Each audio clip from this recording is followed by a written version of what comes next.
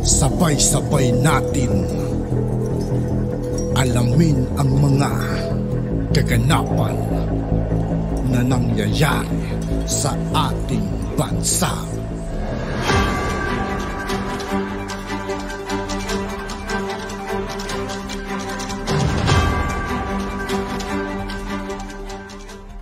Yo, what's up mga kaibigan? This is Aituki po again.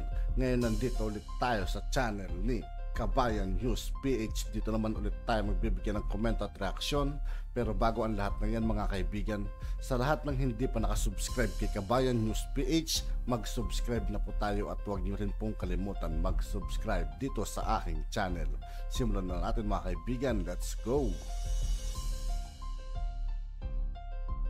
Mga kabayan, nagkukumahog ngayon ang NBI para sa agarang pagdakip at paghuli kay Pastor Apollo Quiboloy ng Kingdom of Jesus Christ. Sabi ni NBI Director Region 6 na si Atty. Arcileto Albano, nakikipag-ugnayan na sila sa lahat ng ahensya ng pamahalaan para mapabilis ang pagdakip sa pastor at para makumbinsi ito na sumuko sa batas dahil maikukonsidera na isa na itong fugitive dahil sa kabiguang sumuko at magpakita sa mga otoridad. We are not sure that he's still here in Davao, but we are pretty sure that he's still here in the Philippines, no? Kasi based sa record ng immigration, hindi siya lumabas ng country. Under the law, if you are not arrested, you are a fugitive, considered as fugitive from justice. Samantala, ayon naman sa Philippine National Police, wala pa silang impormasyon kung nasaan si Pastor dahil nahihirapan silang matrace ang kinaroroonan nito dahil hindi ito gumagamit ng gadget o cellphone.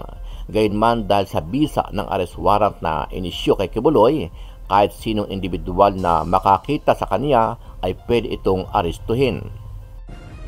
Ito pong warrants of arrest na inisyu po ng RTC, ito po ay naka-address po sa any peace officer na po pwede po once matsyempuhan po siya, makita po siya, and even po ang civilian po ay po pwede pong i-implement po ito. Ayon pa sa PNP, bumuo na sila ng tracker team para sa ikabibilis ng pagdakip kay Quiboloy, kasama na ang Davao PNP, NBI at CIDG. Ang lead team po na naghahanap po sa possible location po ni Pastor Quiboloy ay yung pong Davao Region, Davao Police po natin. Kasama po nila yung CIDG na nag-create din po ng tracker teams para po pangunahan po yung pagsaserve po ng warrant of arrest. At kasama din po natin dyan yung National Bureau of Investigation. Sa kabila ng mahigpit na pagtatago ni Pastor Quiboloy, binalaan din ng PNP ang publiko na posibleng makasuhan at makulong ang sinumang individual na mapapatunayang nagkakanlong sa kinaroroonan ng pastor. Maaari po kayong maharap sa kaso kung sakasakaling mapapatunayan po na nagkakanlong po kayo ng isa pong tao. Hindi lamang po ito limited kay Pastor Quiboloy na kaso. Ang isang tao po o sino mang individual na magkakanlong sa isang taong pinaghahanap po ng batas ay maaari po kayong mapailan ng kaso for harboring a wanted persons po. Samantala, ipinagtanggol naman ng kampo ni Quiboloy ang kanilang leader dahil sa iba't ibang mga kaso na ibinibintang sa kanya. Ayon kay Atty. Panelo, ang kilalang supporter at kaalyado ni Quiboloy, binuhay lang ang kaso ni Pastor kung saan ay mahigit 4 na taon nang nakabinbin sa korte at naniniwala si Panelo na may halong politika ang pagbuhay sa kaso ni Quiboloy. Ito naman kasi si Maynard Guevara. Yan ang sinisisi ko dyan eh. Kasi nung Secretary of Justice siya, dapat inaksyonan niya. Kasi noon, wala pang politika noon eh. Ngayon, whether you like it or not, may kulay na eh. Kaya, ano mang maging desisyon niya, basta labag doon sa ebidensya, may halong politika. Ano ang masasabi mo dito, kabayan? Sama-sama nating panuorin ang detalye ng mga balitang yan at pakicomment nyo po ang inyong mga reaksyon at sariling opinyon. Pero bago yan, muli po ako nag-iimbita. Sa mga hindi pa po nakasubscribe sa ating channel na Kabayan News PH, pakipindot po ang subscribe button at pakiclick na rin ang notification bell para lagi kayong updated sa mga bagong upload natin na legit at napapanahong balita. Maraming pong salamat.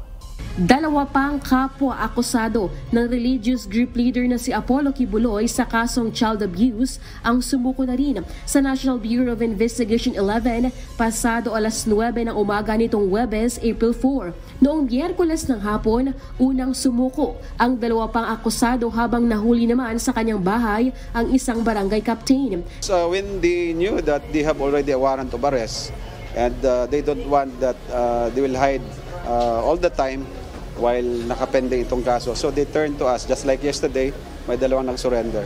Sa ngayon, lahat ng kasamahan ni Kibuloy na kapareho niyang akusado ang sumuko na para harapin ang kanilang kaso. Ito ay sina Jacqueline Roy, Crescente Canada, Pauline Canada, Ingrid Canada at Sylvia Simanies na pansamantalang nakalaya matapos magpiyansa. Batay kasi sa warrant of arrest ng korte, 80,000 pesos ang nakatakdang piyansa para sa kasong child abuse. Umaasa ang NBI na susuko rin ang naturang religious group leader dahil bailable naman ang isa pa niyang kinakaharap na kasong sexual abuse sa halagang 200,000 pesos. Ayon kay NBI 11 Director Attorney Arcelito Albao, naiipaunayan na umano sila sa abogado ni Kibuloy para sa mapayapang pagsuko nito. Pero hanggang sa ngayon ay wala pang tugon ang kampo nito. We're hoping na sana si Pastor would turn to us. So, ano communication, sir, with the pastor? May mga lawyers na kinakausap namin. Sana na mag-surrender din. So may pillars na, sir? Meron din, no? May pillars na? May pillars na? Through the lawyers, kami mismo. Wala pa. Right now, we're still negotiating kung pwede siyang mag-surrender. Pero may timeline kayo ibigay, sir? Within 10 days. Wala pa ring impormasyon ng mga otoridad sa kinaroroonan ni Kibuloy dahil hindi umano ito gumagamit ng gadgets tulad ng cellphone o laptop na maaari nilang matrace. Hindi rin umano siya nakakausap pa ng kanyang mga sumukong miyembro. Ang sabi nila this time, itong dalawang nahuli natin na nag-surrender for past few days hindi na nila nakikita at nakakausap. Kahapon, hinanap ng mga otoridad si Kibuloy sa kanyang Prayer Mountain at Glory Mountain sa barangay Tamayong, Davao City.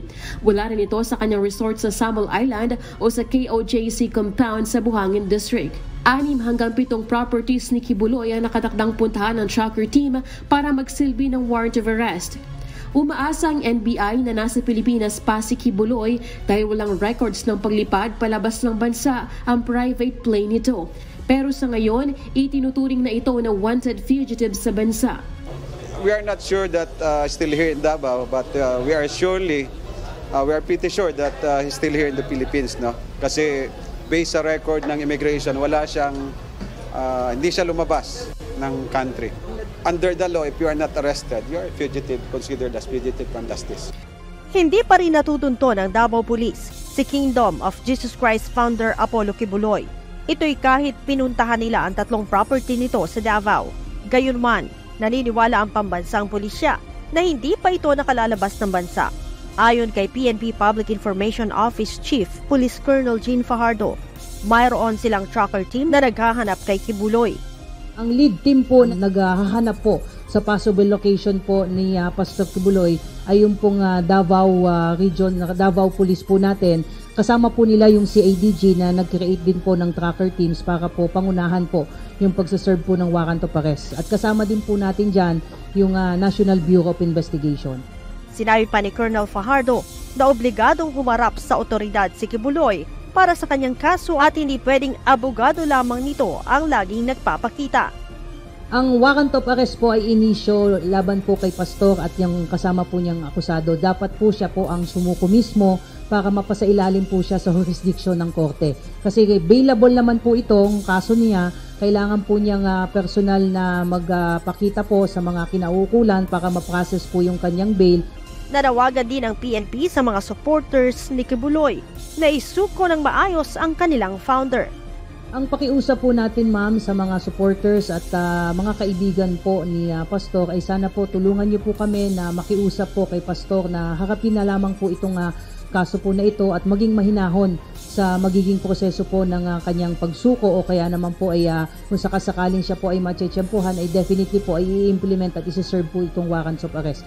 Respetuhin po natin yung judicial process At on the part of the PNP ay isisiguraduhin naman po natin doon sa mga supporters, sa mga mahal sa buhay at kaibigan po ni Pastor, nare-respetuhin naman po natin yung karapatang pantao ni Pastor. Naghain na ng arrest warrant laban kay Pastor Apollo Kibuloy. Ito yung mga, I think, kaso mismo sa Davao, ano?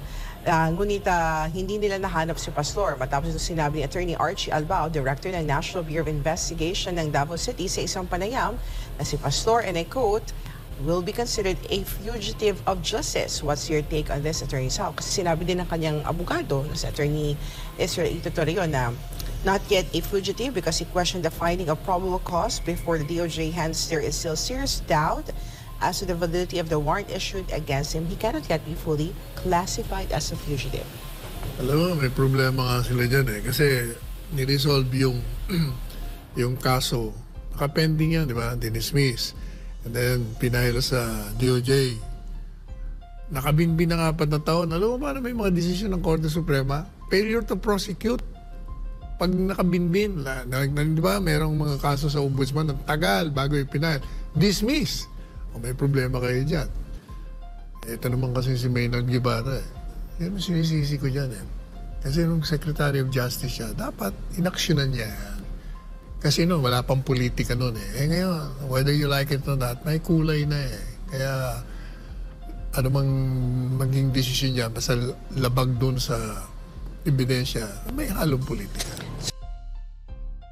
We're hoping na At yun nga po mga kaibigan, dito po nagtatapos ang ating reaction video. Muli ako po si I2K ng Sundalo ng Donggalo. Maraming salamat sa patuloy na pagsuporta. Yeah, peace out.